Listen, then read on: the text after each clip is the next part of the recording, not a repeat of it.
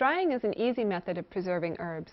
The leaves, flowers, or seeds are exposed to warm, dry air in a well-ventilated area until the moisture evaporates. Hi, I'm Julie Cassio with the University of Alaska Fairbanks Cooperative Extension Service. The best time to harvest most herbs for drying is just before the flowers first open, when they are in the bursting bud stage. Gather the herbs in the early morning after the dew has evaporated to minimize wilting. Avoid bruising the leaves. They should not lie in the sun or remain unattended after harvesting. Rinse herbs in cool water and gently shake to remove excess moisture just before using. Discard all bruised, soiled, or imperfect leaves and stems. Air drying is one method of preserving herbs. Sturdy herbs such as sage, parsley, thyme, and summer savory are the easiest to dry. They can be tied into small bundles and air dried. Air drying outdoors is often possible. However, better color and flavor retention usually results from drying the herbs indoors. My strings are getting tangled here. On the other hand, tender leaf herbs have a high moisture content and will mold if not dried quickly. Examples of tender leaf herbs are basil, tarragon, and lemon balm.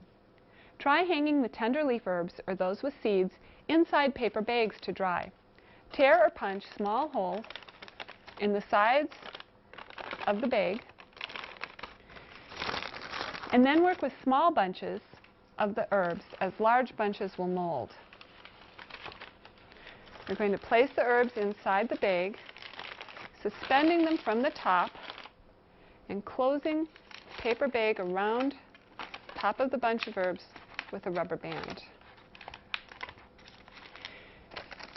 Place this where air currents will circulate through the bag. Any leaves and seeds that fall off will be caught in the bottom.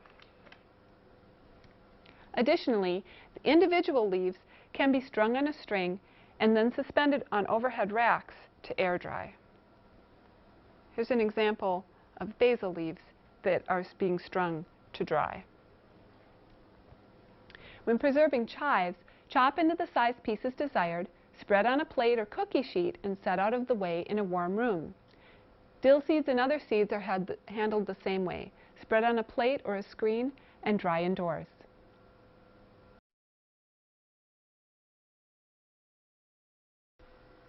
Oven drying is a preservation method especially nice for mint, sage, or bay leaf. Remove the best leaves from the stems and place them individually on paper towels so they're not touching one another. I think I have one more. Cover with another towel, and you can add other layers of leaves, up to 5 layers. A layer of leaves, another towel, another layer of leaves, to dry at one time. Dry in a very cool oven. The oven light of an electric range or the pilot light of a gas range is enough heat for overnight drying. Leaves dry flat this way, and they retain a really nice color. Microwave ovens are a fast way to dry herbs when only small quantities are to be prepared. Choose 3 to 5 branches with leaves, and again place them on paper towels and add another paper towel on top. Heat for 2 to 3 minutes on high.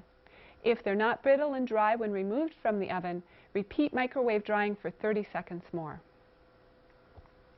Dehydrator drying is a fast and easy way to dry high-quality herbs because the temperature and air circulation can be controlled. So you would preheat your dehydrator, which we'll do in a few minutes, with a thermostat set to 95 to 115 degrees Fahrenheit. In areas with higher humidity, temperatures as high as 125 degrees Fahrenheit may be needed. After rinsing with cool running water, and of course you can rinse in a faucet, then shake your excess moisture off the leaves. Place the herbs in a single layer on your trays And you could leave the stems on, but I want to conserve a little space. So I'm going to cut these off. You could break them as well. So I'm taking some of these stems off.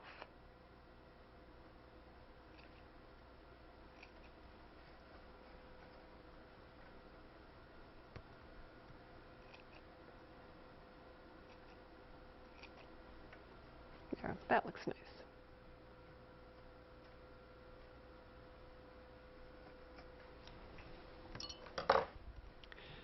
Drying times may vary from 1 to 4 hours.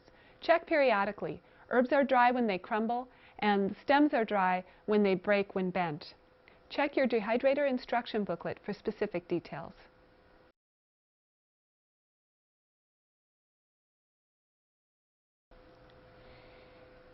Dried rosemary. It smells so good.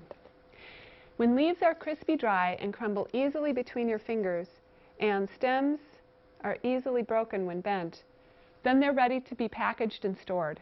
Dried leaves may be left whole,